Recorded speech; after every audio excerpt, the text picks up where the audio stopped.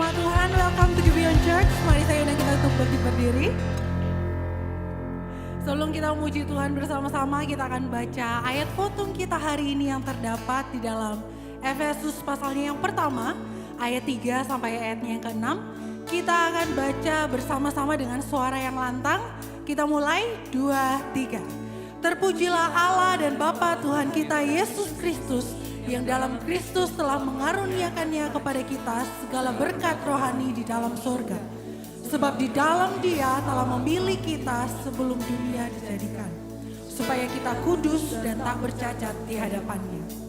Dalam kasih Ia telah menentukan kita dari semula oleh Yesus Kristus untuk menjadi anak-anak-Nya, sesuai dengan kerelaan kehendak-Nya, supaya terpujilah kasih karunia-Nya yang mulia, yang dikaruniakannya kepada kita di dalam Dia yang dikasihinya. Amin. Mari saudara, kita memuji Dia, Allah yang besar, Allah yang begitu mengasihi kita. Amin.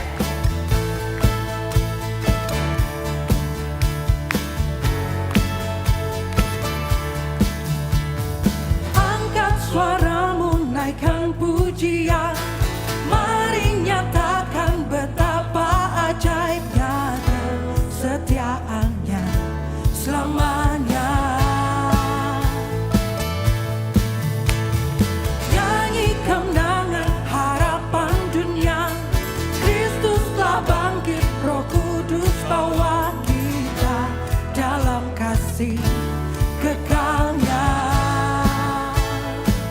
Sama-sama katakan, oh kita sungguh umat-Nya yang telah bebas, penuh harapan betapa besar kasih Bapa. Nyanyi kemenangan harapan dunia, Kristus telah bangkit, Roh Kudus bawa kita dalam kasih kekalnya. Katakan, dari kegelapan masuk dalam terang, kita ditebus oleh darah-Nya, jadi milik Kristus. Katakan selamanya. Amin.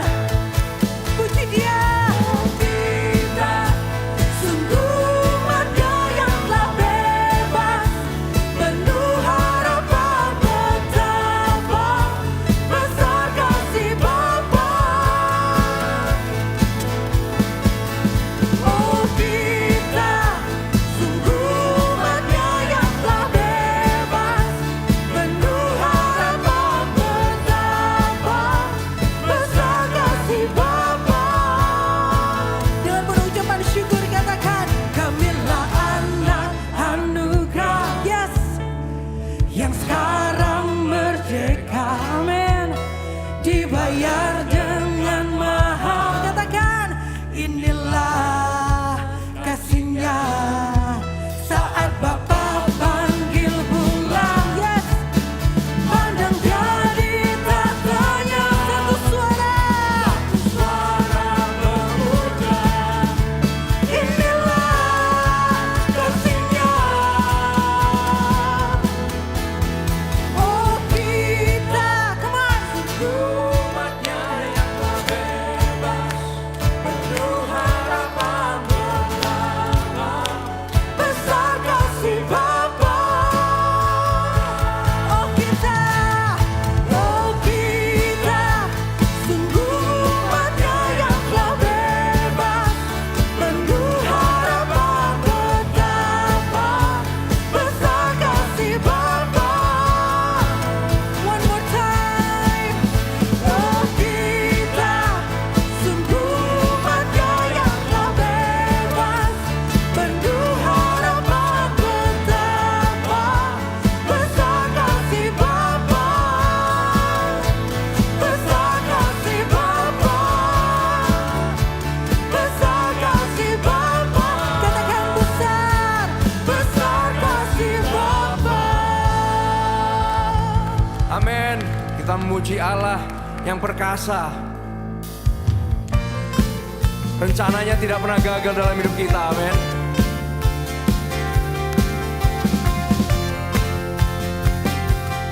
Mari sama-sama kita nyanyikan, Dia Allah yang berkuasa. Kau Tuhan yang berkuasa, sanggup bangkitkan pengharapanku. Jiwaku kan bersorak, jiwaku kan bersorak, ku kan nyatakan dahsyat Kau Tuhan. Bertatalah atas kami Tuhan, bertatalah atasku. Ku mau hidup bagimu. Sama-sama. Tuhan Kau perkasa, setia selamanya. Bangkit rohku dan imanku. Tuhan Kau perkasa, berjaya selamanya. Kehendakmu sempurna bagiku. Amin Tuhan. Rancangan-Mu sempurna bagi kami semua. Sama-sama kita nyanyikan, Dia Tuhan yang berkuasa.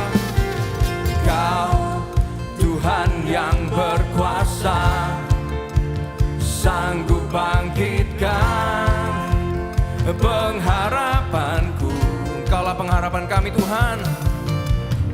Jiwaku kan bersorak, ku kan nyatakan dahsyat Kau Tuhan.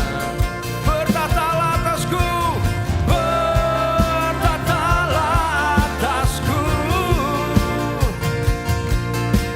Aku mau hidup bagimu.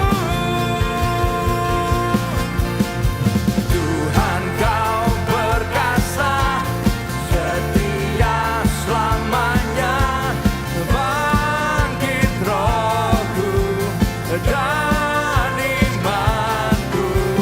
Tuhan Kau perkasa, berjaya selamanya. Kehendakmu sempurna bagiku. Amin Tuhan. Ayo kita tepuk tangan di atas kepala kita. Kita nyanyikan bersama-sama.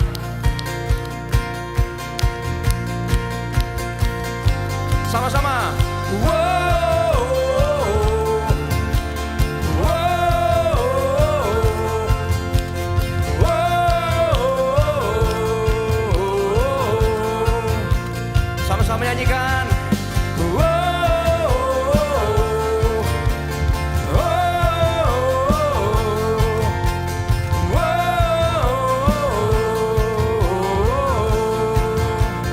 Tuhan Kau perkasa. Tuhan Kau perkasa, setia selamanya. Bangkit rohku dan imanku. Sama-sama. Tuhan Kau perkasa, berjaya selamanya. Kehendakmu sempurna. Tuhan Kau perkasa, setia selamanya. Bangkit rohku dan imanku. Tuhan Kau perkasa, berjaya selamanya. Kehendakmu sempurna bagiku. Terima kasih ya Tuhan, karena rancangan-Mu sempurna dalam hidup kami. Engkau tidak pernah gagal. Mari kita berikan sorak-sorak pada Tuhan kita. Amin.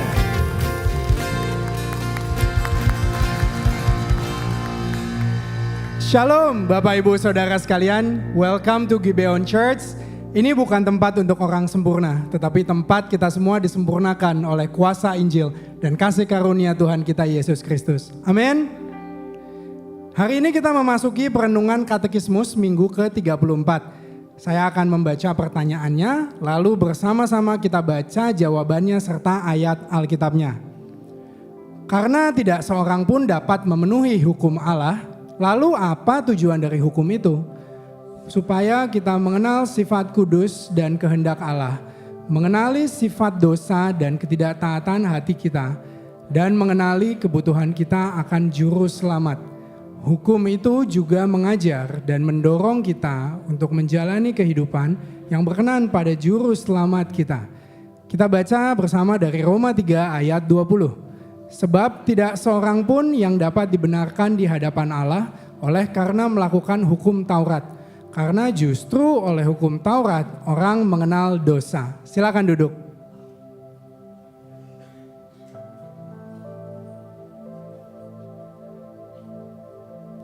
Bapak Ibu, suatu kali waktu masih kecil, saya pernah melakukan kesalahan. Lalu papa saya menegur dengan suara keras. Saya tahu waktu itu memang saya yang salah. Ada di sini yang pernah mengalami seperti itu? Tapi saat itu saya menjadi takut, malu dan seperti ada jarak di antara kami. Untungnya setelah menegur, papa saya lalu mengajak saya duduk bersama, bicara dan juga merangkul saya. Di situ saya belajar kalau teguran papa saya bukanlah sesuatu yang jahat, tetapi sesuatu yang membentuk saya, bukan menghancurkan saya. Teguran itu menunjukkan kesalahan saya, tapi pelukan itu mengingatkan kalau saya tetap anaknya yang dikasihi. Bapak Ibu, begitu pula dengan hukum Allah. Hukum menunjukkan kesalahan kita, menyingkapkan siapa Allah dan siapa kita. Allah kudus, adil, dan sempurna. Sementara kita penuh dosa, pemberontakan, dan kelemahan. Tim Keller pernah berkata kalau hukum itu seperti cermin. Cermin itu dapat menunjukkan kalau wajah kita kotor, tapi tidak bisa membersihkannya. Untuk bersih kita perlu air dan sabun. Seperti cermin, hukum juga hanya dapat menunjukkan dosa, tapi tidak dapat menyelamatkan kita. Untuk bersih kita perlu Injil. Masalah kita itu bukan hanya dosa dalam bentuk perbuatan saja, tapi sejak awal hati kita sudah mencintai dosa dan menolak Allah. Itulah sebabnya tidak ada seorang pun yang dapat diselamatkan hanya dengan menaati hukum. Tetapi Bapak Ibu, inilah kabar baiknya. Yesus Kristus datang dan ia hidup dengan ketaatan yang sempurna kepada hukum Allah dan ia tidak pernah gagal. Di salib, Yesus menanggung hukuman yang seharusnya ditimpakan kepada kita. Di salib, kebenarannya diperhitungkan kepada kita dan kita dibenarkan bukan karena perubahan kita, tetapi karyanya yang sempurna. Seorang teolog Puritan, Samuel Bolton, pernah berkata, hukum menuntun kita kepada Injil agar kita dibenarkan. Lalu Injil membawa kita kembali kepada hukum untuk memahami bagaimana kita seharusnya hidup sebagai orang-orang yang telah dibenarkan. Itu sebabnya kita menerima hati yang baru di dalam Kristus. Tuhan sendiri berjanji dalam Yehezkiel 36 ayat 26. Kamu akan kuberikan hati yang baru dan roh yang baru di dalam batinmu. Dan aku akan menjauhkan dari tubuhmu hati yang keras dan kuberikan kepadamu hati yang taat. Artinya kita tidak hanya diampuni, tapi juga diperbarui. Hati yang dulu keras kini menjadi lembut.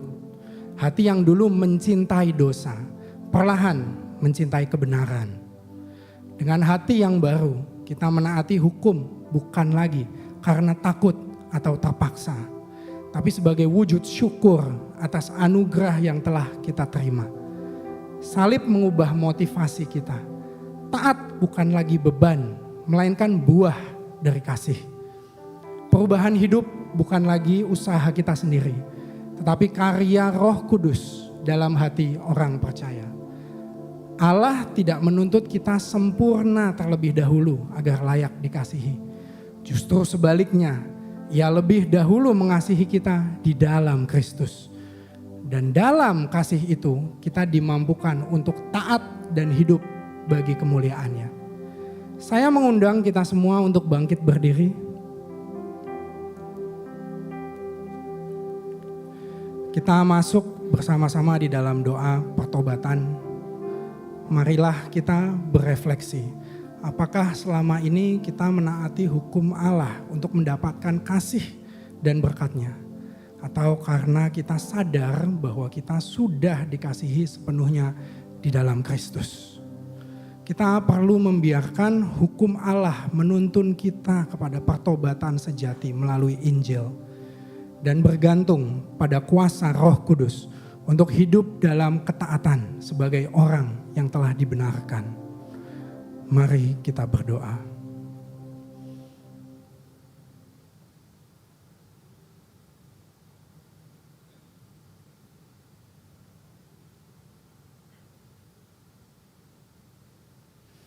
Tuhan yang penuh kasih dan keadilan, hukum-Mu menyingkapkan betapa kami telah gagal dan berdosa di hadapan-Mu. Kami menolak hukum dan melihatnya sebagai sesuatu yang mengekang. Kami gagal mencintai hukum-Mu yang lebih indah dari emas tua dan lebih manis dari madu. Kami bersyukur atas kasih-Mu yang mengarahkan kami kepada Injil melalui hukum itu dan yang memampukan kami untuk hidup dalam kemerdekaan, mencintai apa yang benar di mata-Mu. Kami mau membiarkan hukum-Mu menyegarkan jiwa kami dan memberi hikmat dalam hidup ini. Ajar kami hidup dalam kemerdekaan, mencintai apa yang Engkau cintai. Hanya dalam nama Tuhan kami Yesus Kristus kami berdoa. Amin.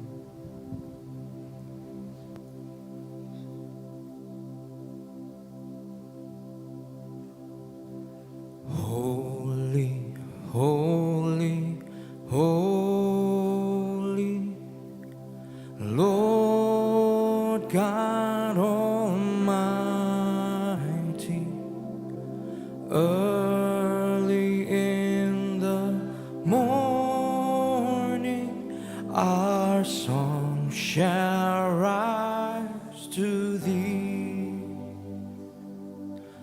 Holy, holy, holy, merciful and mighty, God in three persons, blessed Trinity.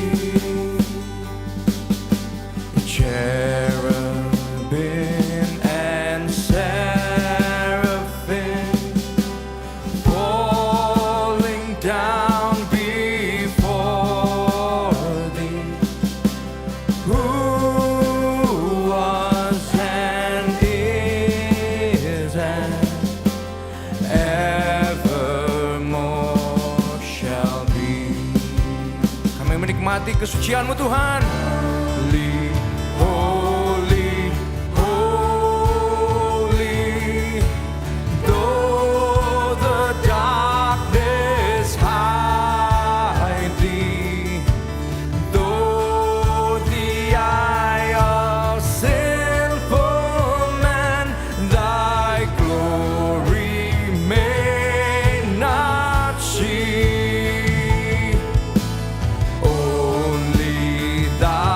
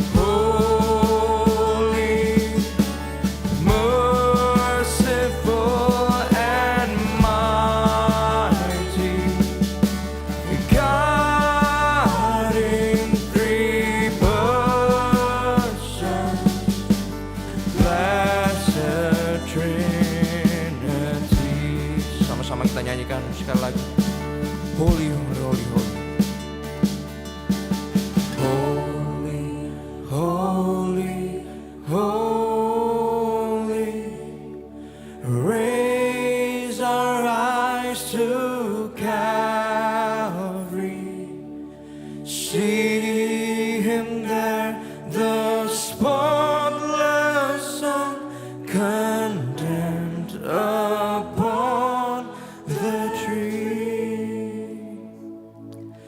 Holy, holy, holy. Oh, what grace and mercy. Christ fully punished, sinner fully free. Sekali lagi kita nyanyikan. Christ fully punished.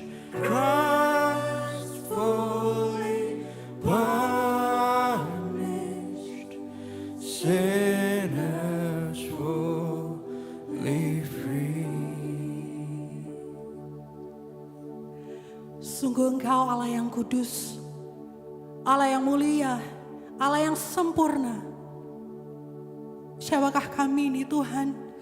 Kalau sekarang kami boleh berdiri di hadapan tahta-Mu, kami boleh nyanyikan kudus, kudus, kudus. Kuduslah Engkau Tuhan. Kami adalah manusia yang berdosa.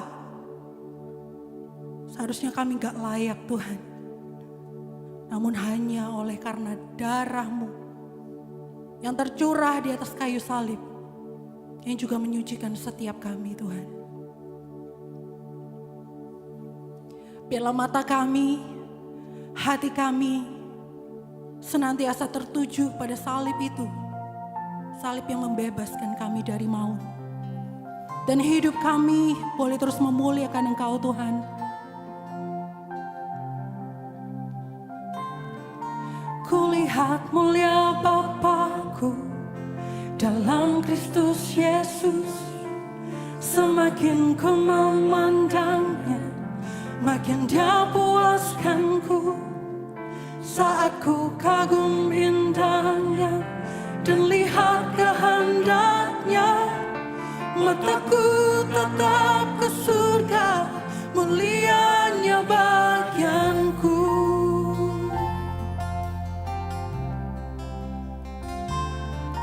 Harapan dalam cobaan, padanya ku percaya. Hatiku diselaraskan, Dia beriku kekuatan. Berjalan mengikut Yesus, meski ku tak mengerti. Ku tahu Tuhan bekerja, mulianya bagianku. Mari jemaat Tuhan, mari puji Dia. Katakan, baginya kemuliaan, baginya pujian, hanya Dia, nama yang berkuasa. Ku akan bermegah hanya dalam Kristus, sebab ku tahu mulianya bagianku.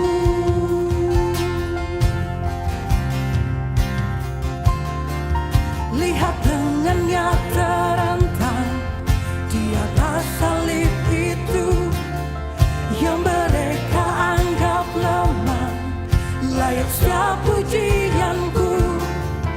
Tuduhan yang menimpaku pada salib di baku, ya ku tahu Dia selamatkanku, mulianya bagianku. Baginya kemuliaan, baginya pujian, hanya Dia, nama yang berkuasa. Ku akan bermegah hanya dalam Kristus, sebab ku tahu mulianya bagianku. Mari kita ikan ucapan syukur-Mu. Mari sembah Dia. Dia Allah yang kudus, Raja di atas segala raja, turun ke dalam dunia, menjadi sama seperti kita, membebaskan kita dari maut. Ini hidup kami Tuhan. Biarlah karya-Mu semakin nyata dalam hidup kami. Relakah ku jadi tiada, agar Biar Kristus nyata, amin, mencari kerajaannya yang jauh lebih mulia, berdiri di hadapannya dengan hamba setianya. Hatiku sekarang puji Dia, sebab mulianya bahagia.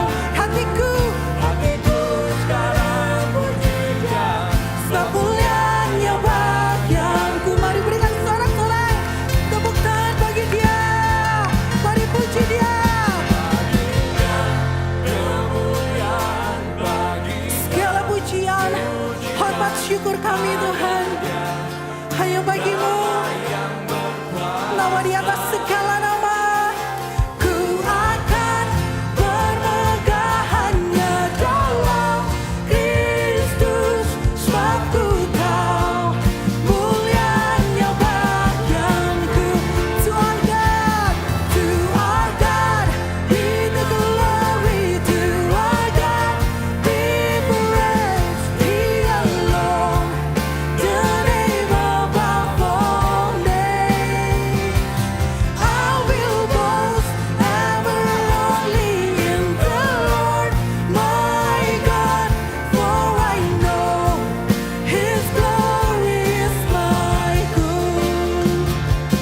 Yes, I know His glory is my good. Yes, I know His glory is my good.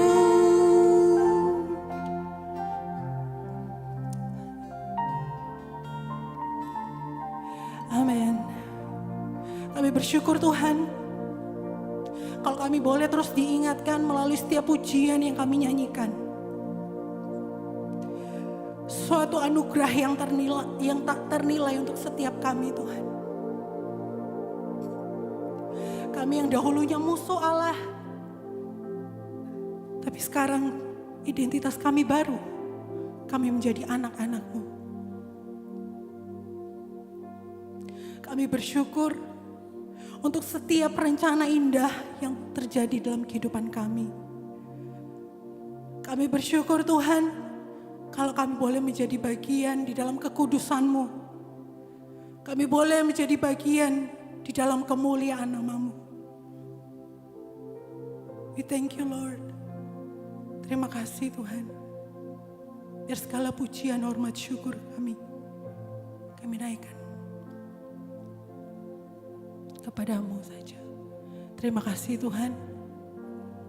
Allah Roh Kudus, bantu kami. Jika sebentar lagi kami akan mendengar kebenaran firman-Mu. Biar kiranya hati kami boleh Kau sucikan, Kau kuduskan. Bantu setiap kami Tuhan, biarlah saat firman disampaikan, hati kami boleh diubahkan dari dalam keluar. Dan kami boleh keluar dari tempat ini, kami boleh menjadi terang, menjadi garam anak-anak-Mu yang menyatakan kasih Allah dimanapun kami berada. Terima kasih Tuhan. Di dalam nama Tuhan Yesus Kristus kami berdoa. Amin.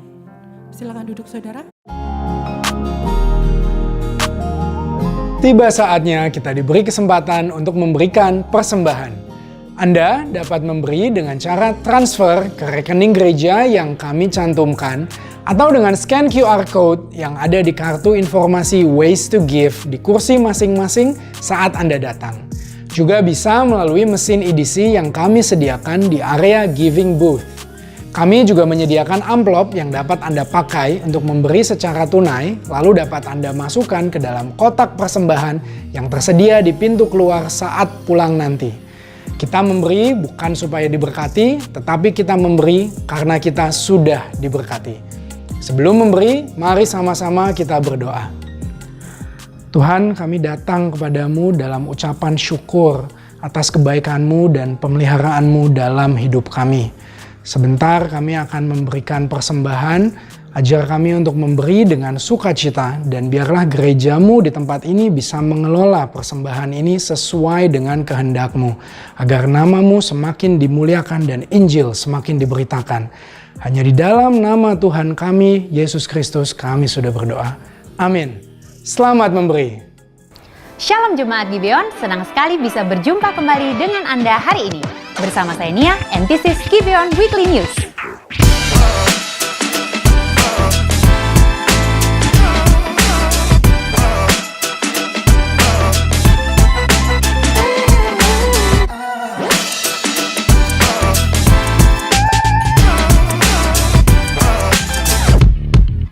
Kami ingin menyampaikan bahwa pendaftaran kelas Anda Pasti Selamat dan Anda Pasti Berubah malam ini akan ditutup. Untuk itu, bagi Anda yang masih belum mendaftar, segera daftarkan diri Anda melalui link berikut.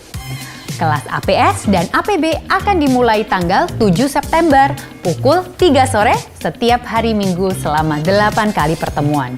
Jika punya pertanyaan, Anda bisa tanya langsung di Connect Booth setelah ibadah ini. Selanjutnya mengenai sakramen baptisan kudus. Baptisan bukan sekedar tradisi, tetapi langkah iman yang menyatakan bahwa kita telah mati terhadap dosa, bangkit bersama Kristus dan hidup dalam identitas baru di dalamnya.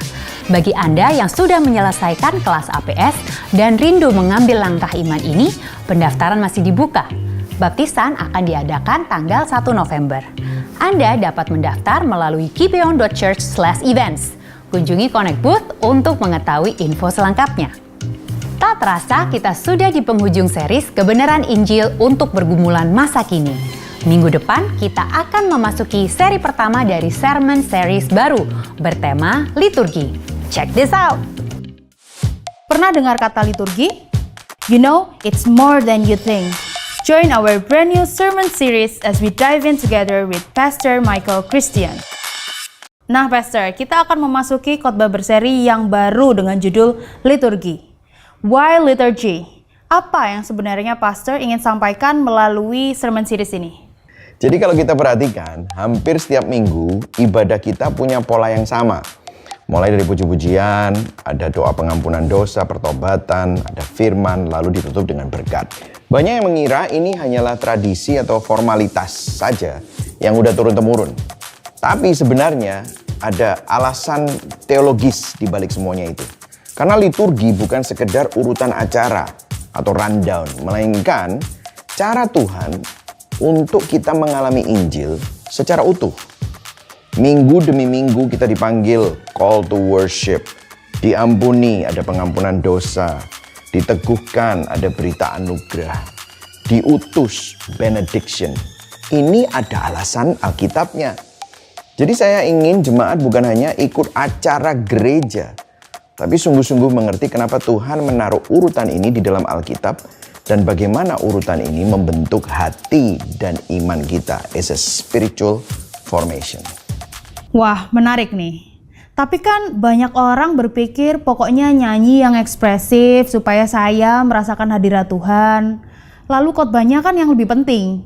Yang lain itu kan cuman pembuka dan penutup. Ya, itu pandangan yang cukup umum ya.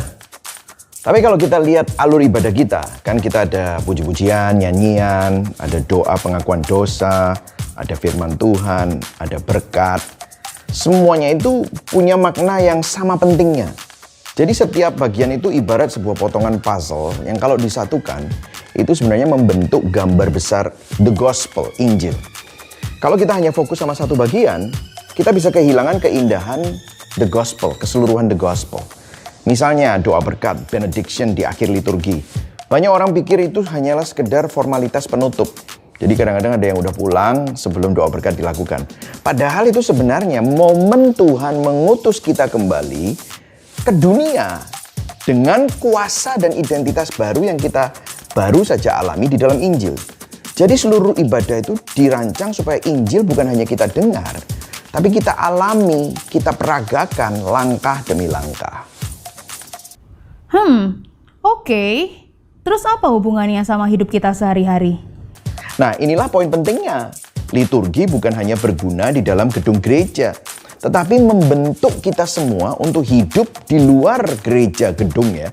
Saat kita dipanggil beribadah, kita belajar bahwa hidup kita dimulai by grace, oleh anugerah, bukan usaha manusia. Saat kita mengaku dosa, kita belajar untuk jujur bahwa kita ini membutuhkan anugerah Tuhan dan menerima kasih karunia setiap hari. Dan saat kita mendengar firman, pikiran kita dibentuk ulang kasih kita dalam hati kita ditata ulang untuk menghadapi realitas kehidupan. Dan saat kita menerima berkat, kita diingatkan bahwa kita tidak pulang dengan kekuatan sendiri, tetapi dengan kuasa Roh Kudus. Jadi apa yang kita alami di minggu sebenarnya adalah seperti latihan rohani yang melatih kita untuk menghadapi Senin sampai Sabtu dengan Injil. So church, it's gonna be exciting and I'll see you every Sunday for 5 weeks di dalam khotbah berseri liturgi menjadikan Injil sebagai pusat.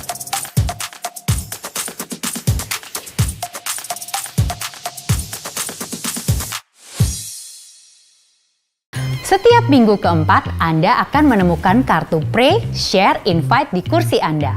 Melalui kartu ini, Anda diajak untuk ambil bagian dalam misi yang Tuhan percayakan kepada Gibeon Church, yaitu menjangkau mereka yang belum mengenal Injil. Dengan Pray, tuliskan 3 nama yang Tuhan taruh di hati Anda untuk didoakan. Share, ambil langkah iman untuk membagikan kasih dan kabar baik tentang Yesus kepada mereka. Invite, undang mereka untuk datang dan mendengar Injil, agar mereka juga mengalami kasih Kristus secara pribadi. Kami percaya setiap jemaat bukan hanya dipanggil untuk hadir dan bertumbuh di dalam gereja, tetapi juga diutus untuk menjangkau mereka yang belum mengenal Kristus. That's all for this week's Gibeon Weekly News. Mari kita terus bertumbuh di dalam iman, berjalan dalam kasih Kristus, and hope you enjoy the sermon. God bless you. Sekali lagi untuk pengumuman yang luar biasa. Welcome to Gibeon Church. Bagi saudara yang pertama kali hadir bersama dengan kami mengucapkan selamat datang. Thank you for joining. Teman-teman yang live streaming online, welcome. Thank you for tuning in. Kita punya hashtag bukan tempat untuk orang sempurna, tapi kita semua disempurnakan oleh kuasa Injil dan oleh kasih karunia Kristus. Saudara, sebelum kita masuk di dalam khotbah kita, saya tahu saudara pasti sudah punya kartu ini di kursi saudara. Kalau saudara sudah memilikinya dan saudara sudah menulis nama-nama yang saudara mau doakan, setiap minggu keempat kita mengambil waktu untuk sama-sama berdoa dan bersyafaat untuk setiap nama-nama yang saudara miliki ya.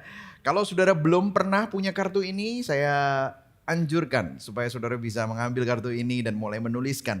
Kalau saudara sudah menerima Injil dan mengenal Kristus, saya percaya ada orang lain yang sudah mendoakan saudara terlebih dahulu. Amin.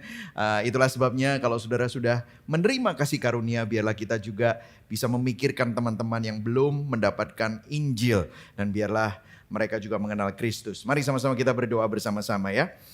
Bapa yang penuh kasih, hari ini kami berdoa bagi 3 orang yang Kau taruh di dalam hati kami. Kami berdoa nama-nama mereka, saudara silahkan sebutkan nama-nama mereka. Dan kami juga berdoa untuk teman-teman yang mungkin belum memiliki 3 orang yang mereka doakan. Berikan wajah-wajah yang sudah Kau taruh dalam hati mereka. Tariklah hidup mereka kepadamu ya Tuhan. Bukakan pikiran mereka agar mereka dapat melihat kebenaran Injil. Dan kami berdoa biar Engkau lembutkan hati mereka. Berikan pertobatan yang sejati. Kami percaya Engkau yang bisa menyelamatkan, ubah hati mereka. Engkau pakai hidup kami untuk menjadi perpanjangan dari tangan-Mu, saksi dari kasih dan kebenaran-Mu, dan berikan kami kesempatan untuk berbagi, to share, to love, untuk invite them, untuk masuk ke dalam persekutuan tubuh Kristus. Terima kasih Tuhan, kami percaya Engkau bekerja saat kami berdoa. Di dalam nama Tuhan Yesus, yang percaya sama-sama katakan, amin. Baik saudara, saya juga mengingatkan sekali lagi bagi saudara yang rindu untuk masuk di dalam proses pemuritan di Gibeon Church, menjadi bagian dari small group, saya mengundang saudara bisa mendaftar APS ya saudara ya. APS singkatan Anda Pasti Selamat. Sehingga Anda juga mengerti why you're doing what you're doing sebagai orang Kristen. Mungkin saudara bilang, aku gak tertarik pastor, saya gak tertarik. Oke, gak apa-apa. Tapi saya mau tanya sama saudara hari ini, apakah Anda tahu apa yang Anda percayai? Kalau hari ini, misalnya ini ya, saya kasih beberapa pertanyaan. Kalau hari ini tiba-tiba amit-amit nih, saudara dipanggil Tuhan. Dan saudara belum sempat minta ampun karena tiba-tiba. Apakah saudara masuk surga? Atau saudara binasa? Ya? Apakah sekali selamat tetap selamat? Ataukah keselamatan saudara bisa hilang? Apakah perpuluhan adalah syarat untuk diberkati? Gitu, saudara ya. Atau kalau saudara tidak perpuluhan Anda kena kutuk. Siapakah Roh Kudus? Apakah Anda bisa dirasuk setan? Apakah Anda bisa disantet? Nah, mulai seru kan ya saudara ya? Ya. Nah kalau Anda nggak tahu jawabannya, Anda berarti bukan orang Kristen yang sesungguhnya. Karena semua itu mestinya bisa dijawab dengan Alkitab dan simple jawabannya. Tapi masalahnya banyak dari kita itu kayak Kristen abangan, abal-abal. Hanya datang atau mungkin Kristen Natal gitu ya saudara ya. Ya.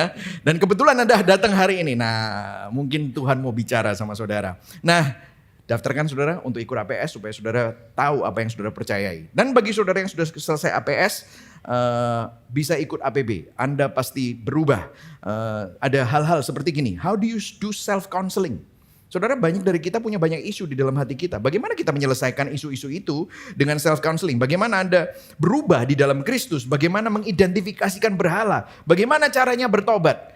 Nah, seringkali kita nggak tahu caranya bertobat. Kita pikir bertobat tuh maju ke depan nangis-nangis untuk terima Yesus. Enggak, setiap hari saudara perlu bertobat. Dan itu caranya gimana? Di APB. Oke saudara, 8 minggu kita akan mulai minggu September tanggal 7. Oke. Nah kita masuk dalam khotbah berseri kita. Ini adalah khotbah minggu yang terakhir. Karena minggu depan kita akan memulai khotbah berseri yang baru yang berjudul liturgi. Menjadikan Injil sebagai pusat. Dan hari ini saya akan meneruskan eksposisi Mazmur 73 bagian yang kedua.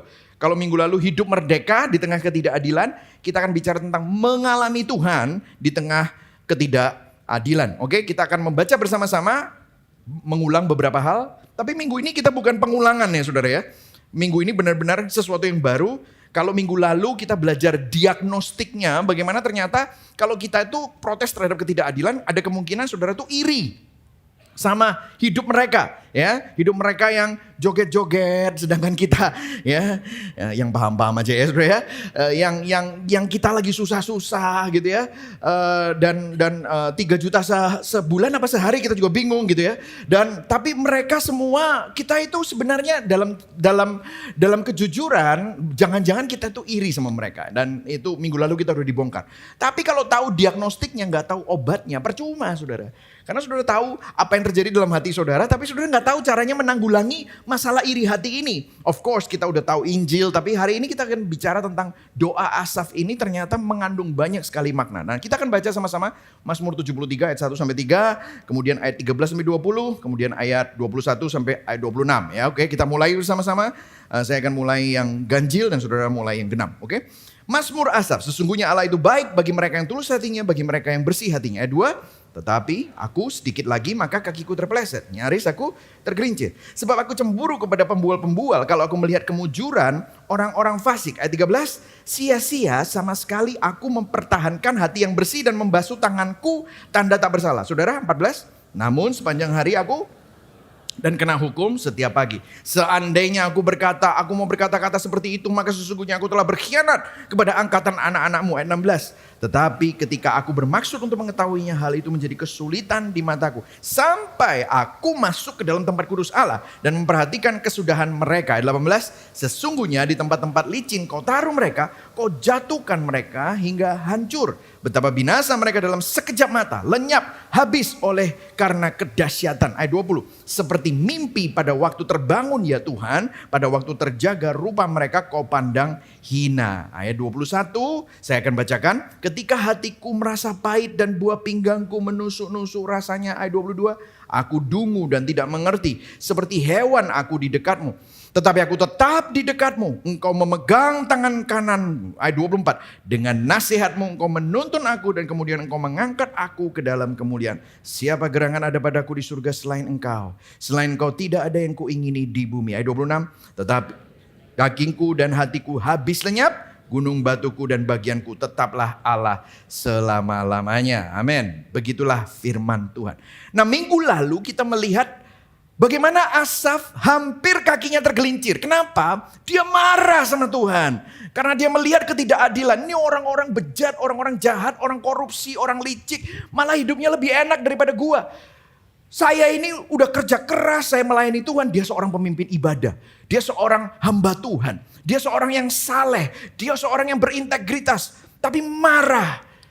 Dan kalau jujur itu bukan hanya Asaf. Tapi saudara juga, saya juga. Di balik kesinisan kita, di balik skeptisisme kita, saudara nanya, kenapa sih yang setia, yang baik malah susah. Sedangkan mereka yang korupsi, mereka yang licik, mereka yang jahat malah seakan-akan diberkati dan berhasil. Dan pertanyaannya akan muncul seperti ini, bagaimana jika rasa iri hati, kecewa, marah dan kemarahan kita sama ketidakadilan tidak membawa kita dekat sama Tuhan, tetapi justru menjauhkan kita dari Tuhan. Meskipun saudara masih ke gereja dan muncul pertanyaan, di tengah dunia yang makin keras, di tengah dunia yang makin susah, korup dan tidak adil ini, di mana kita bisa menemukan Tuhan? Bagaimana kita bisa mengalami Tuhan? Nah, kalau kita melihat Mazmur 73, Asaf bukan hanya sekedar bergumul and having a conversation with God, tapi dia berdoa. Nah, doa Asaf ini perlu kita teliti karena doa Asaf itu mengubah perspektifnya. Mazmur 73 adalah tentang doa yang memberi jalan keluar yang radikal. Justru melalui pergumulan doa ini, Asaf mengalami Tuhan. Bahkan di tengah-tengah ketidakadilan yang dia alami.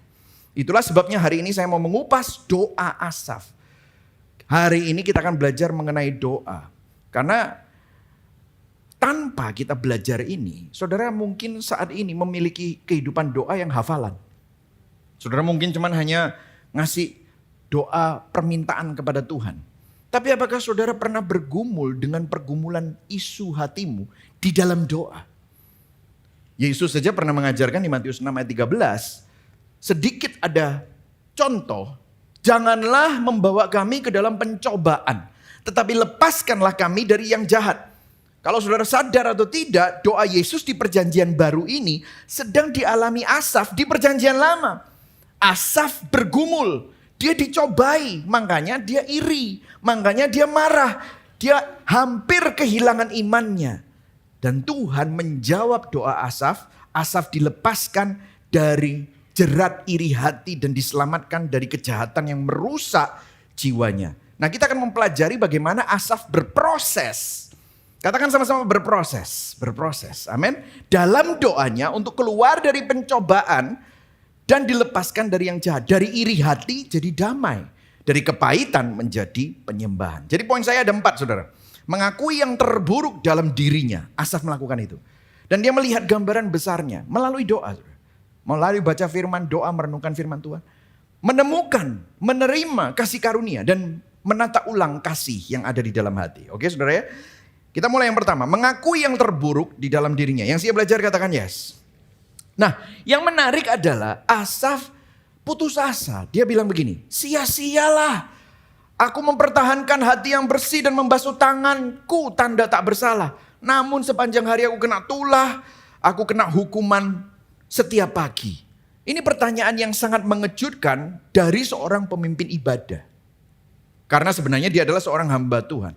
Tapi kalau saya membaca banyak komentari, Tuhan menghargai kejujuran hati Asaf. Saudara, mengakui yang terburuk berarti berani jujur akan kondisi hati kita.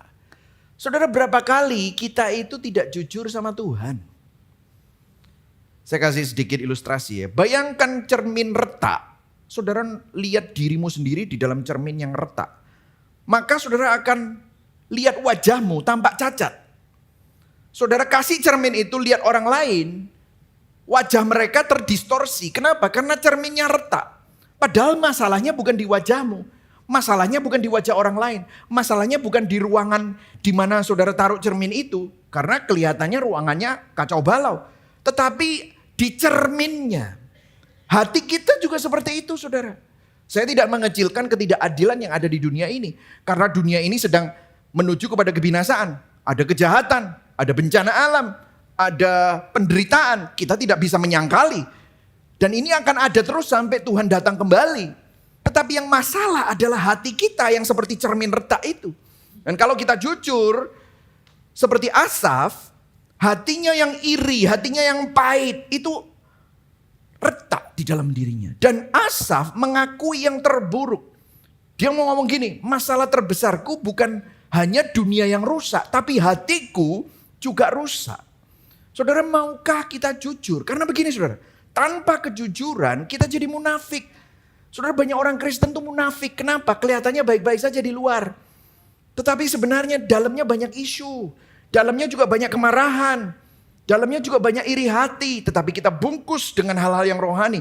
Apalagi dalam doa. We thought when we come to God, waktu kita datang kepada Tuhan, harus yang manis-manis. Padahal saudara marah. Padahal saudara sedang bergumul. Lebih baik kita datang dengan hati yang jujur, meskipun mungkin pahit, meskipun mungkin kecewa, daripada kita datang dengan doa manis-manis tapi palsu, saudara. Dan Mazmur adalah buktinya bahwa Tuhan sanggup menampung semua keluhanmu, jeritanmu, bahkan protes kita. Lihat Daud protes sama Tuhan, Habakuk protes sama Tuhan, Kitab Ayub protes sama Tuhan. Asaf jujur, Asaf tidak menutupi kepahitannya, dia tidak pura-pura kuat tapi dengan jujur. Lihat di ayat 3. Sebab, baca sama-sama, 1, 2, 3. Sebab aku apa? Cemburu kepada pembual-pembual. Kalau aku melihat kemujuran orang-orang fasik. Terjemahan BIMK, aku cemburu kepada orang congkak. Ketika aku melihat keberuntungan orang jahat, I envy. Saudara, banyak dari kita datang ke gereja dengan hati yang pahit, kecewa sama Tuhan, tapi pura-pura baik-baik saja. Padahal pemulihan hanya mungkin kalau kita mulai dengan jujur. Dan saudara, yang menarik adalah pada waktu Asaf jujur, ternyata dia menemukan betapa jahatnya hatinya. Actually, waktu saudara mulai jujur, saudara bisa kaget loh. Dan kalau saudara mulai jujur dan saudara mulai tuliskan.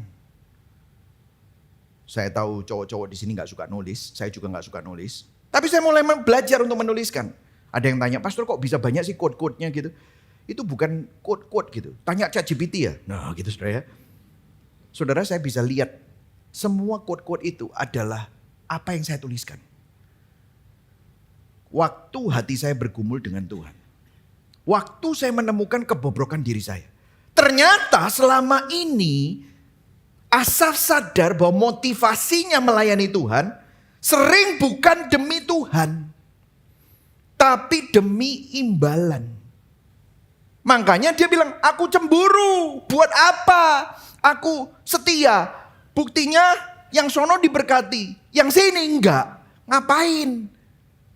Ternyata saudara, motivasi kita mengikuti Tuhan tanpa disadari sering self-center.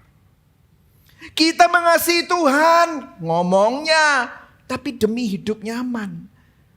Kita mau melayani Tuhan, ngomongnya, tetapi demi imbalan berkat. Kita mengira kita sedang mengasihi Tuhan, tapi sebenarnya kita sedang menggunakan Tuhan. Kita sebenarnya sedang memanfaatkan Tuhan. Dari mana kita tahu kalau sebenarnya motivasi kita itu salah? Gampang. Saat hidup tidak sesuai dengan harapanmu. Saat doamu tidak terjawab. Dan kita marah. Buat apa aku ikut Tuhan? Buat apa aku setia? Dan saudara mulai iri sama orang lain. Ini menelanjangi kebobrokan hati kita. Dan kejujuran ini membuat kita sadar. Ternyata aku ini gak murni. Derek Kidner menulis sesuatu tentang ayat ini. Seorang teolog tentang Psalms. Dia ada dalam Introduction of Commentary dari InterVarsity tahun 1973. Bayangkan udah lama sekali. Dia bilang gini. Mengatakan bahwa semua kesungguhan iman itu sia-sia adalah sikap yang sangat berpusat pada dirinya. Seakan bertanya, apa sih yang aku dapat dari Tuhan atas ketaatan ini? Tapi perhatikan. Tapi justru waktu Asaf berani mengucapkan hal itu di hadapan Tuhan, dia tersentak, tersadar dan mulai ditarik kembali ke arah yang benar. Kidner bilang bahwa kalimat Asaf itu memang egois sekali. Tetapi gara-gara dia jujur, hatinya akhirnya, oh ternyata saya ikut Tuhan, saya jaga hati. Sia-sia semua itu ternyata kebobrokan hatimu. Kidner bilang justru dengan mengakui jujur di hadapan Tuhan, Asaf mulai masuk ke dalam proses pemulihan. Kejujuran itu seperti cermin yang menunjukkan keretakannya. Dan dari situ Tuhan mulai memulihkan dia. Nah saudara, mau nggak saudara jujur sama Tuhan? Waktu doa kalau saudara marah, sebel, boleh datang kepada Tuhan. Tapi kemudian kita berproses. Apakah kita mengikuti Tuhan karena cinta Tuhan atau cinta diri sendiri? Apakah kita mengikuti Tuhan karena Tuhan atau untuk keuntungan diri sendiri? Saudara, saya tahu beberapa dari saudara sedang berjuang keras. Ada yang kerja keras tapi gajinya nggak adil. Ada yang jujur tapi malah dikorbankan di kantor. Ada yang jujur buat bisnis-bisnis F&B, putar lagu, kena pajak yang boten-boten. Saudara. Saya pun juga pernah ada di titik itu. Merasa semuanya sia-sia. Saya mencoba setia, saya melayani dengan sungguh. Saya bahkan ikut misi sana sini. Saya sumbang kanan kiri, saya pikir saya orang paling radikal. Tapi saya punya mentalitas begini. Kalau saya melayani Tuhan, Tuhan pasti akan melayani saya. Wih, kedengarannya baik ya. Tapi waktu saya mulai bergumul, pada waktu bisnis saya fail, pada waktu saya mengalami krisis ekonomi di tahun 2008 di mana semuanya macet, kredit macet, saya pusing, saya nggak punya uang, saya mulai marah sama Tuhan. Dan pada waktu saya marah, saya ngomong yang sama, saya kan sudah melayani engkau. Kenapa engkau tidak melayani aku? Dan di situ waktu saya mulai menuliskan itu, waktu saya mulai ngomong itu out loud. Kayak seakan-akan dalam doa saya Tuhan berbicara. Do you understand what you're talking about? Kamu bilang, aku melayani engkau. Kan seharusnya engkau melayani aku. Yang jadi Tuhan dan yang jadi hamba itu yang mana? Sing babu sing mana? Kamu mau membuat aku jadi jongosmu. Kamu gak sadar. Baru di situ saya lihat, oh my goodness. Saat saya marah sama Tuhan, waktu saya mengadakan self-talk di dalam doa, Tuhan menunjukkan isi hati saya. Seakan-akan selama ini, bukan seakan-akan, jujurnya selama ini saya mengikut Tuhan karena apa? Bukan karena Tuhan. Bukan karena cinta Tuhan, tetapi saya ingin menjadikan Tuhan asisten saya, jongos saya. Di situ saya sadar bahwa masalah terbesar saya bukan tentang ekonominya, tapi motivasi hati yang rusak di dalam hati. Dan saya mau Tuhan, tetapi sekaligus saya juga mau memakai Tuhan. Dan hal itu mengubah saya. Nah, saya mau memberikan reflektif di sini. Apa yang membuat hatimu iri akhir-akhir ini? Yang membuatmu merasa Tuhan tidak adil. Maukah engkau jujur sama Tuhan atas keburukan, keretakan hatimu? Karena tanpa kita berani jujur, tanpa kita mengakui yang terburuk di dalam diri kita, kita tidak akan pernah bisa melangkah kepada pemulihan. Amin, saudara. Nah, kita masuk yang kedua. Apa yang terjadi? Dia melihat gambaran besar. Nah, perhatikan di sini, saudara. Kalau saudara perhatikan di ayat 16-20 minggu lalu kita sudah sempat bahas ini. Ayat 17 dikatakan, I enter the sanctuary of God. Sampai aku masuk ke dalam tempat kudus Allah. Ada perubahan tense sebelum ayat 17, Asaf menyebut Tuhan dari perspektif orang ketiga. Dia bilang Allah, dia adil, baik Allah. Tetapi setelah ayat 17, dia menyebut Tuhan sebagai orang kedua. Jadi ada perubahan sebelum sanctuary dan sesudah sanctuary. Sebelum ayat 17, Asaf berbicara tentang Allah. God is the third person. Dia Allah. Tetapi sesudah ayat 17, tiba-tiba Asaf tidak lagi berbicara tentang Allah, tetapi dia berbicara kepada Allah.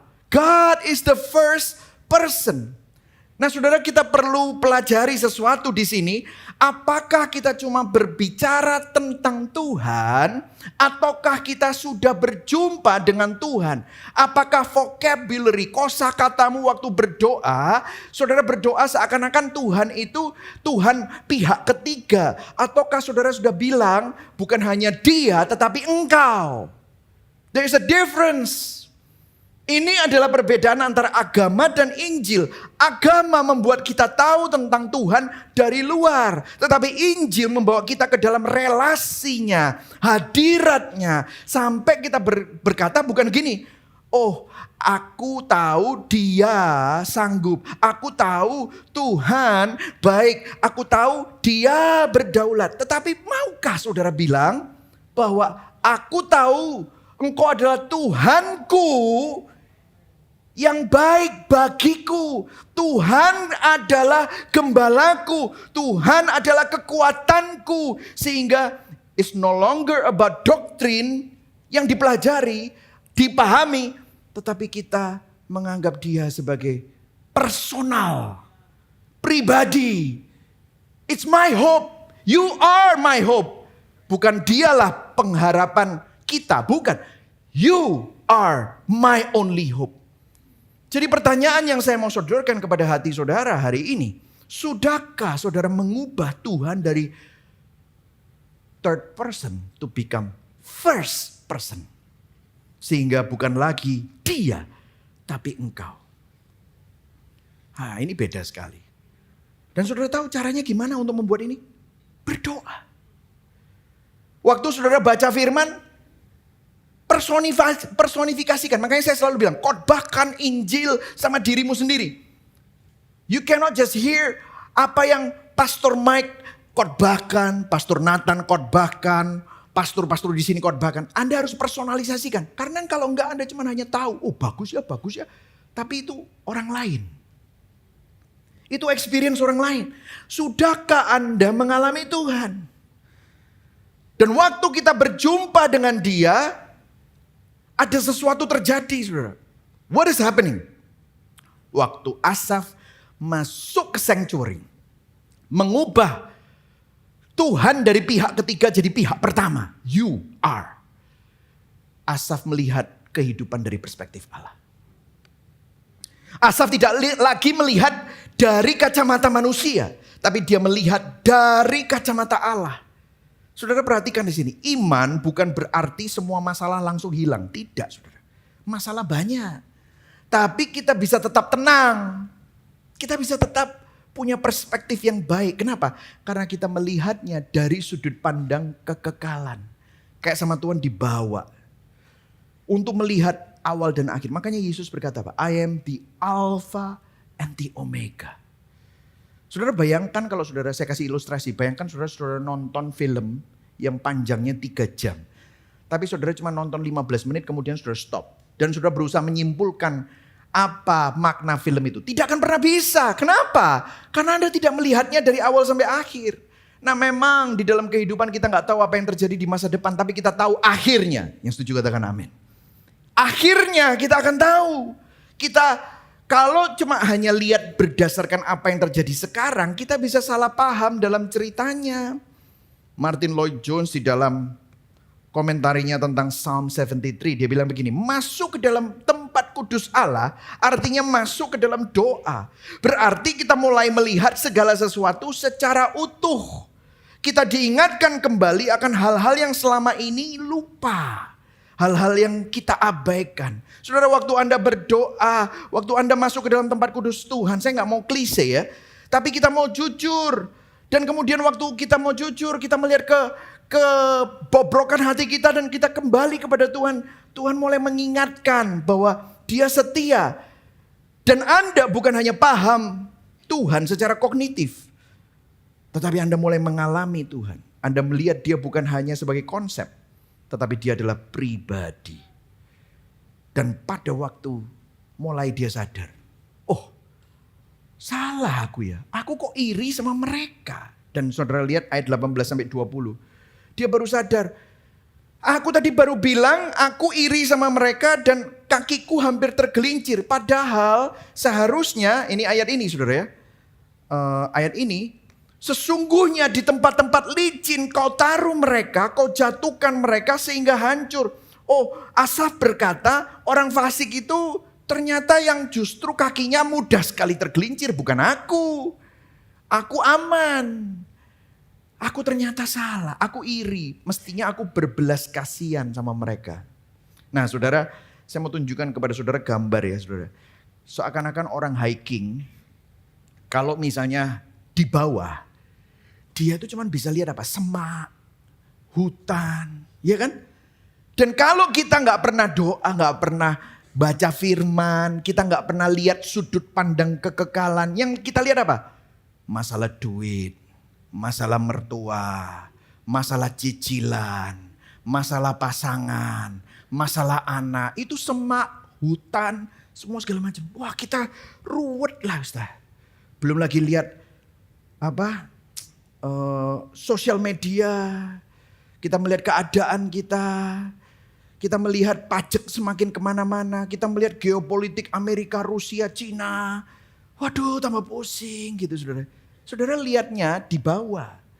Tapi waktu kita berdoa, doa membuat kita berhenti tersesat di bawah pepohonan masalah dan mulai melihat apa? Gambaran besar hidup kita dari perspektif kekekalan. Bahwa Tuhan tetap in control. Saudara, setiap hari dunia berteriak, akulah realitas satu-satunya. Tetapi pada waktu kita kembali ke firman ini, oh ternyata justru dunia itu seperti mimpi. Seperti mimpi pada waktu terbangun ya Tuhan. Pada waktu aku terjaga, rupa mereka kau pandang hina. Saudara, orang fasik itu Asaf berkata, seperti mimpi. Sudah pernah mimpi? Sudah pernah gak mimpi dikejar-kejar anjing? Atau dikejar harimau? Atau dikejar istri bawa pisau gitu? Enggak, saya gak pernah mimpi gitu ya. Atau saudara dikejar mertua bawa panci gitu saudara. Wah, mau digebukin gitu saudara ya. Dan saudara sampai kejar-kejar gitu kan saudara. Tapi waktu saudara bangun, aduh selamat diki mimpi gitu ya. Terus saudara bisa ketawa-ketawa sih. Saudara bisa ketawa-ketawa sendiri. Mimpi gendeng gitu ya kan. Saudara mikir kayak gitu. Kenapa ya? Mungkin saudara di bawah alam sadar masalah isu hatimu adalah mertuamu mungkin saudara ya. Atau mungkin pasanganmu, saya gak tahu ya saudara ya. Tetapi mimpi itu, waduh tadi aku takut sekali. Ternyata itu hanyalah mimpi. Tahukah saudara, Asaf bilang, semua kejayaan orang fasik itu kayak mimpi. Setiap hari dunia bilang, semua kekayaan, semua mobil mewah, semua hedonisme, seksualitas itu real. Kayak seakan-akan dunia berteriak, akulah realitas satu-satunya. Itu yang bikin kamu cemas, takut, khawatir, stres. Saat karir goyah, kalau ada orang gak suka sama kita, kita pikir, kita pusing, tubuh kita berubah. Let me tell you, firman Tuhan berkata itu mimpi. Kenapa? Sekejap lenyap. Kalau kekayaan, kebahagiaan, kekuatan yang kita miliki serta banggakan itu hanya ada di dunia ini dan dunia yang fana itu, maka sebesar apapun itu semuanya akan lenyap dan binasa seperti mimpi. Saudara, segala sesuatu yang ada di dalam dunia ini yang saudara miliki akhirnya akan diambil dari kita. Orang yang paling gagah, tegap, ganteng, akhirnya akan menjadi tua renta dan sakit-sakitan. Keluargamu yang kamu pasang sebagai foto keluarga, satu-satu akan diambil oleh Tuhan. Kalau itu yang kamu banggakan. Dulu saya masih ingat ya saudara, waktu saya masih umur 20-an. Orang-orang sepuh itu kalau ngomong sama saya, waktu itu berjalan cepat sekali. Kak, aku sih 6 kok. Mau merasakan semuanya. Sekarang saya umur 50 saudara. Wih, gak kerasa. Istri saya ketawanya paling kenceng ya. Dia melihat kejayaan saya memudar gitu saudara ya. Kejayaan kita semua memudar. Let me tell you. Kalau itu yang kamu banggakan, lenyap dan binasa seperti mimpi. Nah, guess what? Waktu Asaf masuk ke tempat kudus Tuhan. Waktu dia berdoa. Waktu dia mengubah orang ketiga menjadi pihak pertama. You are. Di situ dia memiliki perspektif baru. Ternyata hidup orang fasik itu sementara dan menuju kepada kebinasaan. Tapi hidup orang beriman memiliki kekayaan kekal di dalam Tuhan. Berikan tepuk tangan buat Tuhan. Itu adalah kekayaan kekal kita. Amin. Saudara, kekayaan kekal kita itu yang tidak bisa diambil. Tidak bisa dicuri. Dibayar mahal oleh salib Kristus. Dia sudah buktikan buat saudara dan saya. Jadi pertanyaan reflektifnya, Apakah kita melihat kehidupan hanya dari lensa dunia yang sementara dan fana seperti kita di bawah tadi itu. Semak-semak pohon. Atau kita dibawa ke atas. Di mana kita bisa melihat semuanya. Dari sudut pandang Tuhan, dari kekekalan. Atau cuman hanya sekarang. Apakah kita hanya tahu tentang Tuhan, pihak ketiga, dia Tuhan. Tapi apakah kita membuat Tuhan ku, gembalaku, pengharapanku, keselamatanku, kekuatanku. Apakah saudara sudah mengalami Tuhan? Kita masuk dalam poin yang ketiga. Dan yang menarik, saudara. Kita lihat di sini ada sebuah kontras. Karena ayat 21 sampai 22. Kita baca sama-sama ayat 21. 1, 2, 3. Ketika hatiku apa? Merasa pahit. Ayat 22. Aku dungu dan tidak mengerti. Seperti hewan aku di dekatmu. I was senseless and ignorant. I was a brute beast before you. Asaf jujur lagi, dia seperti binatang di hadapan Tuhan. Artinya dia mengaku ternyata aku ini bobrok. Aku ini kayak binatang. Kenapa hal ini perlu kita perhatikan? Karena begini saudara, manusia sama binatang itu beda. Manusia memiliki pertimbangan, kasih, punya hasrat, punya kesengajaan, itu manusia. Binatang itu egois, hanya insting dan otomatis. Sudah pernah lihat reel yang ada di Instagram itu? Ownernya anjingnya itu pura-pura dirampok orang, tapi dia dikasih steak sama makanan yang enak gitu ya. Anjingnya lagi dikasih makan itu, terus tiba-tiba help, dia dirampok sama orang, anjingnya lihat, gak peduli, dia makan aja.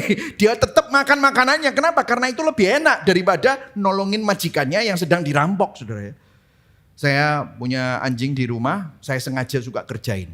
Kalau saya pulang gitu ya, terus saya ketemu sama anak saya, si Jane, saya langsung peluk Jane, saya ignore dia. Tiba-tiba dia iri, langsung dia beringas, dia minta segala macam. Kenapa? Karena saya melihat saya mengasihi anak saya lebih daripada anjing. Ya udah jelas pastilah mengasihi anak saya daripada anjing. Tapi dia iri setengah mati.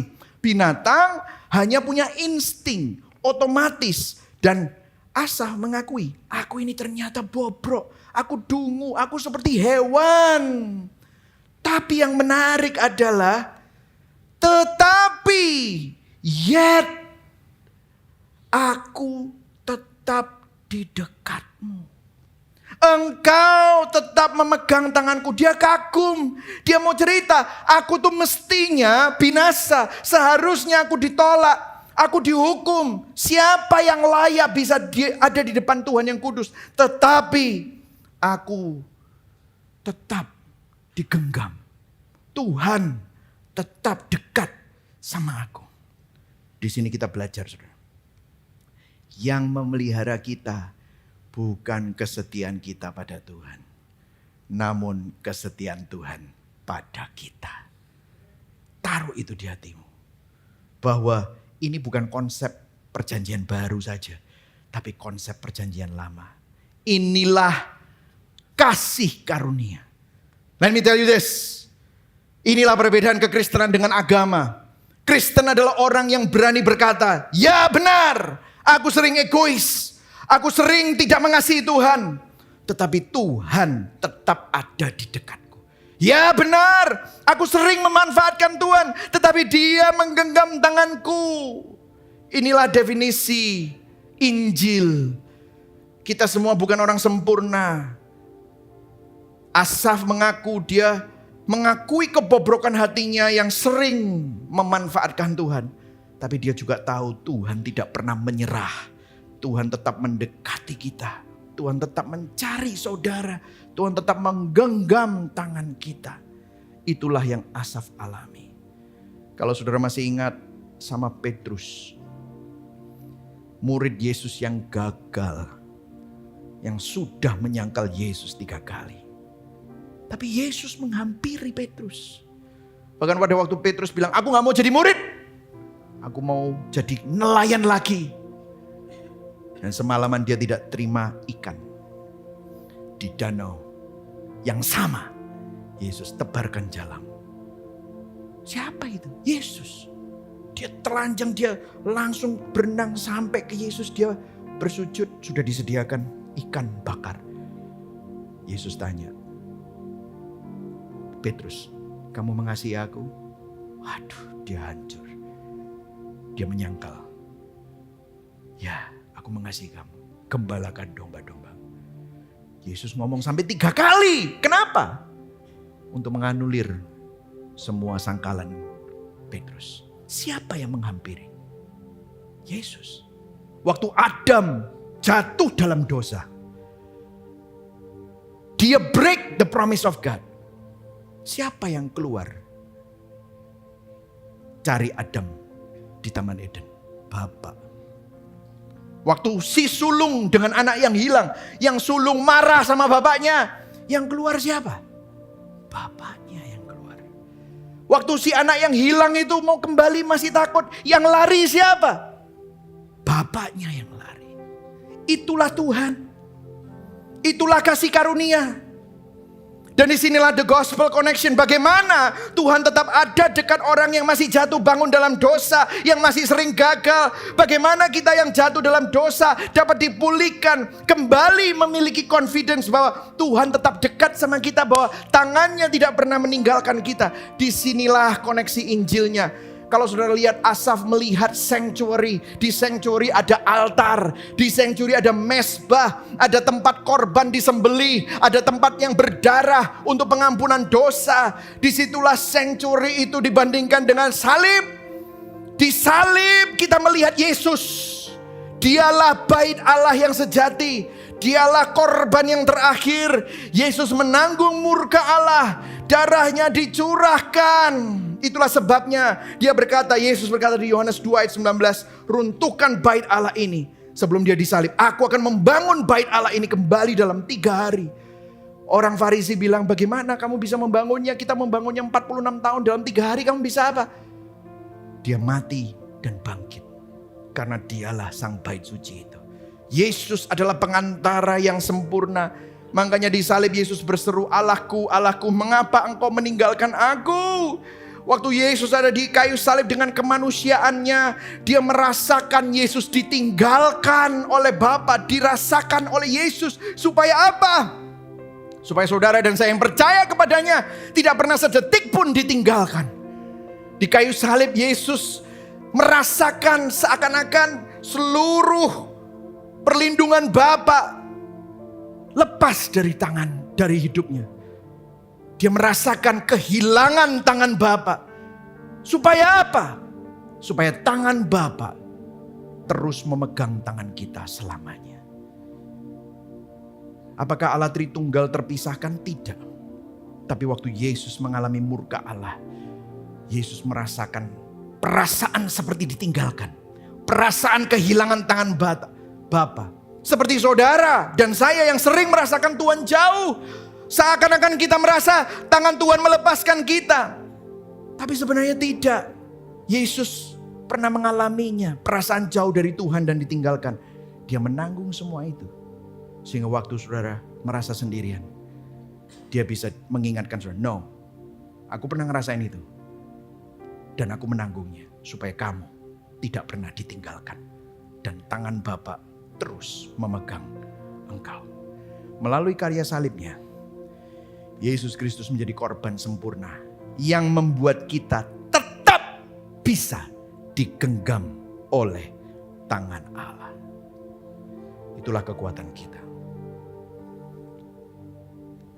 Dan ini menata ulang kasih yang ada di dalam hati kita. Saudara, ada yang menarik ayat 25 bahasa Inggrisnya, whom have I in heaven but you. Siapa yang kumiliki di surga kecuali engkau. There's nothing on earth that I desire besides you. Inilah puncak perjalanan Asaf. Di awal dia hampir tergelincir. Di awal dia hampir kehilangan iman. Namun dia jujur.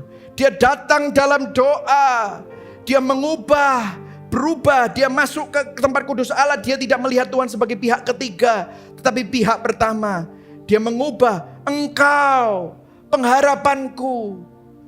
Dan di dalam tempat kudus Allah pada waktu dia berdoa itu, dia menemukan perspektif kekekalan. Dan dia sadar ada kasih karunia. Meskipun aku bobrok, tapi Tuhan dekat sama aku. Tuhan memegang tanganku. Inilah tandanya. Terus dia bilang apa? There is nothing on earth. Whom have I in heaven but you? Ini tanda bahwa kasihnya sudah ditata ulang. Dikalibrasi. Iri hati kepada dunia diubah menjadi kasih yang dia terima dari Allah dan kasih kepada Allah. Saudara, ada suatu transformasi yang terjadi di hati. Bagaimana dengan saudara? Apakah ada transformasi yang terjadi di hatimu? Di ayat-ayat sebelumnya, kalau saudara perhatikan, Asaf memperalat Tuhan. Dia lebih menginginkan berkat Tuhan daripada Tuhan. Nah, I want to stay here a little bit sebagai closing, saudara. Waktu Asaf mengeluh, sia-sia aku hidup benar. Aku ikut engkau supaya sukses, supaya kaya, supaya diakui manusia, supaya nyaman. Tapi kalau itu tidak didapat, maka percuma. Itu yang dikatakan Asaf. Itu artinya dia lebih menginginkan berkat daripada sang pemberi berkat. Allah hanya sarana, bukan tujuan. Disinilah saudara, kita perlu merenungkan dan melihat hati kita. Saudara, kalau kasih salah, kasih yang salah. Saat hal yang baik menjadi hal yang terutama. I need to give you pastoral message here. Kalau keluarga menjadi yang terutama dan keluarga jadi pusat hidupmu, kamu akan menghancurkan keluargamu dengan ekspektasimu. Anak-anakmu akan benci kamu. Pasanganmu bisa benci kamu karena apa? Karena kamu membuat keluargamu menjadi yang paling utama. Kamu kan berusaha mengontrol keluargamu, berusaha mengontrol pasanganmu dengan cara apapun. Ini kasih yang salah. Apapun yang kamu cintai lebih daripada Tuhan akan memperbudakmu. Kalau pasanganmu yang menjadi pusat hidupmu, kamu akan terus kecewa karena ternyata pasanganmu orang berdosa yang tidak mampu memenuhi semua kebutuhanmu. Kalau karirmu yang menjadi pusat hidupmu, kamu akan jadi budak karir. Kamu akan takut gagal. Karena begitu gagal, karirmu hilang. Kalau harta atau uang yang menjadi pusat hidupmu, kamu akan selalu cemas dan kamu tidak akan pernah merasa cukup. Meskipun kamu banyak, kamu selalu merasa miskin. Kalau reputasi menjadi pusat hidupmu, kamu akan jadi budak opini manusia, kamu akan haus pujian.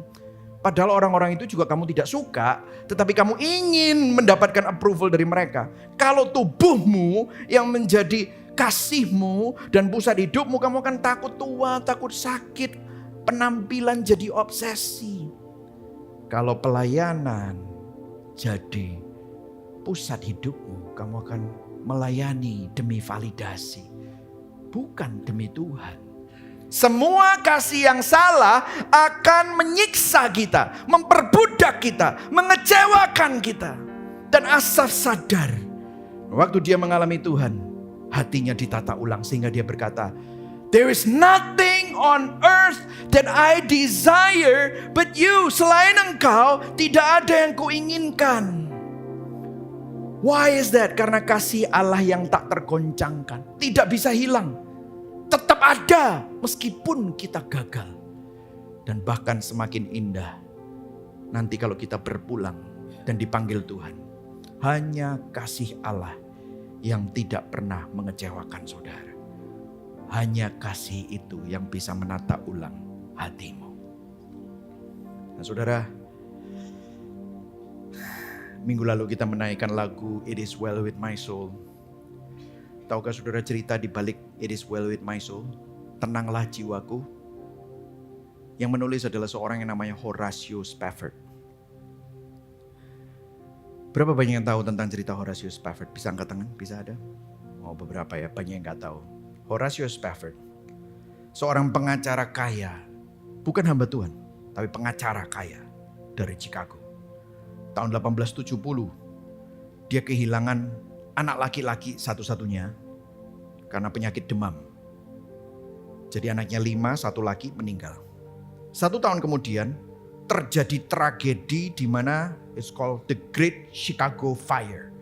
Membakar habis kota Chicago termasuk aset dan properti dari Horatio Spafford. Horatio orang kaya. Spafford habis hartanya. Terus dia cukup stres. Terus dia bilang, Gimana kalau kita keluar dari Chicago karena terbakar habis, kita nggak ada tempat, kita pergi ke Eropa. Jadi istrinya sama keempat anaknya sama dia mau naik kapal pergi ke Eropa. Last minute, tiba-tiba Spafford harus ada business meeting. Jadi dia bilang, aku nyusul ya. Kamu sama anak-anak pergi dulu ke Eropa. Naik kapal laut. Dulu tidak ada pesawat, saudara. 1870. Maka dia dan keempat anak perempuannya, istrinya ke Eropa. Dan Spafford business meeting. Tiba-tiba mendapatkan telegram bahwa kapal yang dinaiki oleh istri dan anak-anaknya mengalami kecelakaan dan kapal tersebut tenggelam. Dan tulisannya, istrinya, aku selamat sendirian. Keempat anaknya perempuan tenggelam semua. Spafford hancur. Spafford, kok bisa seperti ini? Bisnisnya hilang, anak laki-lakinya mati, keempat anaknya perempuan mati semua. Spafford akhirnya berlayar menemui istrinya. Dalam berlayar itu dia melewati tempat di mana kapal itu tenggelam. Dia meratap di sana. Dan disitulah dia menulis, "It is well with my soul." Anehnya, dia tidak menulis tentang kesedihannya kehilangan anak-anaknya. Tapi yang dia tulis, sewaktu hidupku tenang dan aman, ataupun susah menimpa, setiap musim hidup Tuhan yang menuntun kekekalan. Tenanglah, tenanglah jiwaku. Kemudian dia nyanyi tentang salib. Betapa mulia anugerah kasih-Mu. Kau tebus seluruh hidupku di kanggung Kalvari untuk bebaskanku. Dia bilang apa? Puji dia. Puji dia, jiwaku. Kok bisa ya? Kalau saya bayangkan, kalau saya yang ada di tempat itu, mungkin saya gak bisa kayak gitu. Tapi saya tahu ada anugerah Tuhan yang tidak pernah melepaskan dia. Ada Tuhan yang dekat sama dia. Meskipun dia mengalami banyak bencana. Meskipun rentetan tragedi kesedihan menimpa Spafford, dia masih mampu memuji Tuhan. Usahanya hancur, kehilangan semua anaknya. Bukan perkara gampang. Apa yang membuat dia tetap tabah, kuat, dan masih memuji Tuhan? Yang membuat Spafford berkata, "It is well with my soul." Bukan karena dia kuat, tapi karena dia memandang salib. Dan di salib itulah Tuhan memegang tangannya. Di salib itulah Tuhan dekat dengan dia. Saya akan close dengan dua statement ini. Karya salib Kristus menjawab dua tuduhan di hati.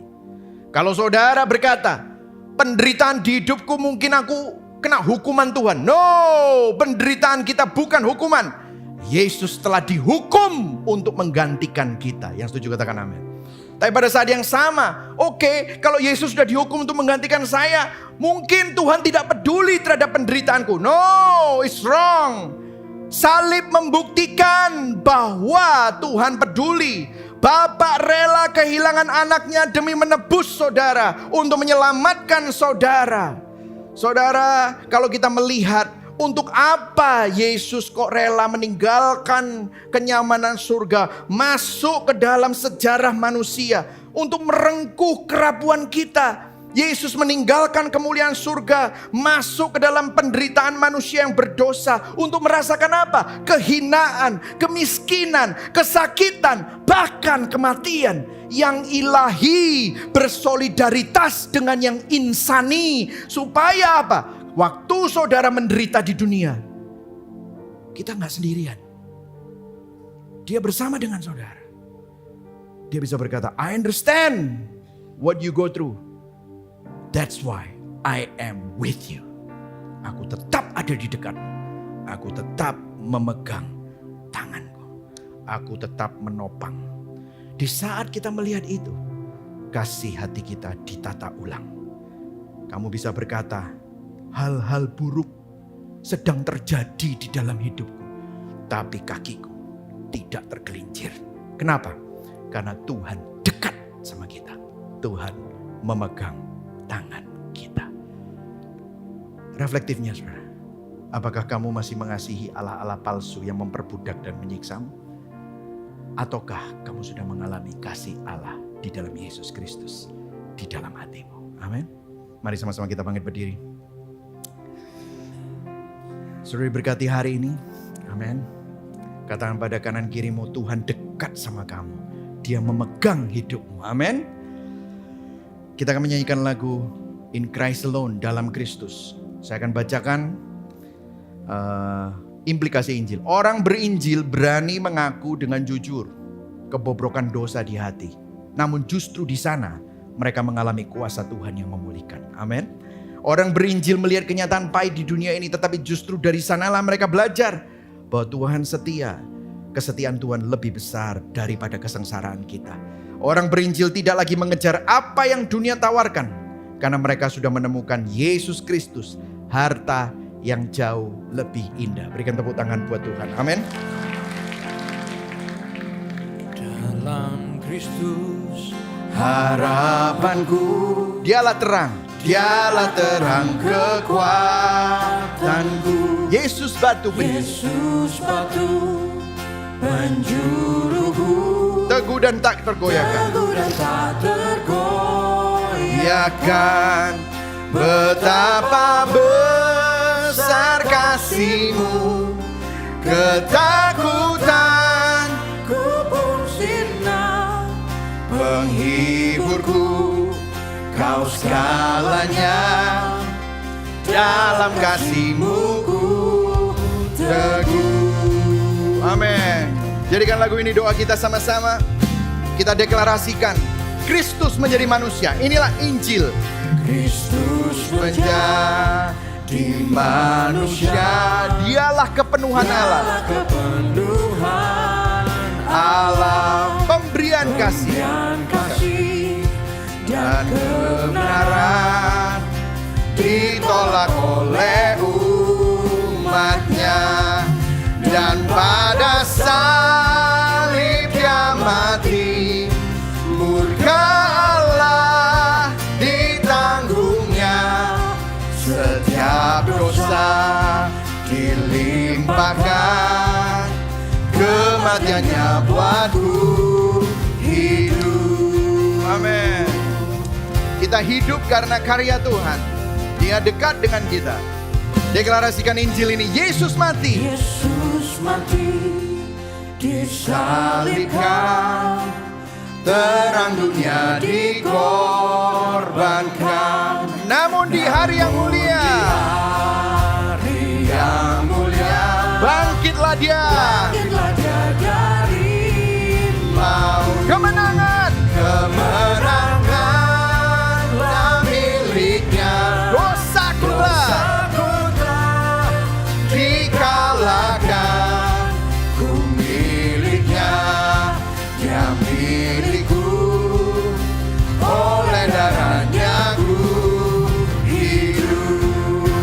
Kristuslah batu, and Christ the solid rock. Kristuslah batu karangku, di atas Dia ku teguh, di atas Dia ku teguh. Haleluya. Sekali lagi katakan, Kristuslah batu karang. Kristuslah batu karangku, di atas Dia ku teguh, di atas Dia ku teguh. Ku tak takut atas maut. Katakan, ku tak takut atas maut. Kuasa Kristus di dalamku.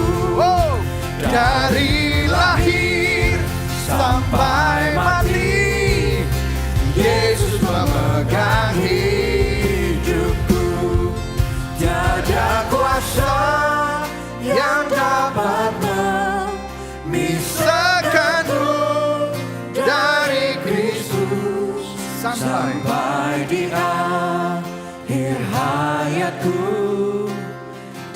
dalam kuasa-Nya ku sampai di akhir hayat, sampai di akhir hayatku. Dalam kuasa-Nya ku hidup. Mari sama-sama kita berdoa. Bapa yang penuh kasih, hari ini kami belajar bahwa di tengah ketidakadilan dunia, seringkali kami pahit, iri, kecewa, kami mengaku ya Tuhan. Seperti Asaf, kami pun sering berkata, sia-sia kami hidup benar. Mengapa orang fasik semakin berhasil sementara kami seakan-akan mundur? Hari ini Tuhan ampuni, kami bertobat Tuhan. Kami sadar bahwa banyak kali kami tidak hanya marah atas ketidakadilan, tetapi kami menyimpan hal-hal isu-isu di hati kami. Kesombongan, motivasi yang gak murni, bahkan pelayanan yang kami lakukan itu sering bukan karena Engkau, tapi kami melayani diri kami sendiri. Ampuni kami Tuhan. Sebab segala kebenaran kami hanyalah seperti kain kotor di hadapan-Mu Tuhan. Tapi hari ini kami mau masuk ke dalam sanctuary. Kamu mau memandang kepada Kristus dan melihat bahwa Engkaulah yang sudah menanggung semua ketidakadilan. Engkau telah menjadi korban bagi kami yang bersalah. Di kayu salib kami melihat kasih-Mu yang tidak pernah melepaskan tangan kami. Kau dekat sama kami. Kau menggenggam tangan kami. Tuhan, ubahlah hati kami. Ajar kami belajar jujur di hadapan-Mu. Melihat gambaran besar dari rencana-Mu. Menggenggam anugerah-Mu. Dan biarlah kasih-Mu menata ulang kasih di hati kami. Sehingga kami bisa berkata, whom have I in heaven? Siapa yang kami miliki di surga kecuali Engkau? Teguhkan kami ya Tuhan. Hamba-Mu berhenti berbicara. Tapi biarlah firman ini terus mengkalibrasi hati setiap kami. Terima kasih Tuhan. Terima kasih. Mari sama-sama kita arahkan hati dan tangan kita. Kita akan menutup kebaktian pada hari ini. Dan kita diingatkan bahwa tidak ada yang bisa memisahkan engkau dari kasih Kristus. Dia menyelamatkan engkau, Dia memelihara engkau, Dia menopang engkau. Tuhan memberkati engkau dan melindungi engkau. Tuhan menyinari engkau dengan wajah-Nya dan memberikan engkau kasih karunia. Tuhan menghadapkan wajah-Nya kepadamu dan memberikan engkau damai sejahtera. Kiranya Allah Bapa, Putra dan Roh Kudus memberkati engkau, menyertai engkau dari sekarang sampai Maranatha Dia datang kedua kali, bahkan sampai selama-lamanya. Yang percaya dan menerima sama-sama katakan amin. Berikan tepuk tangan yang paling meriah buat Tuhan Yesus. Happy Sunday, God bless you.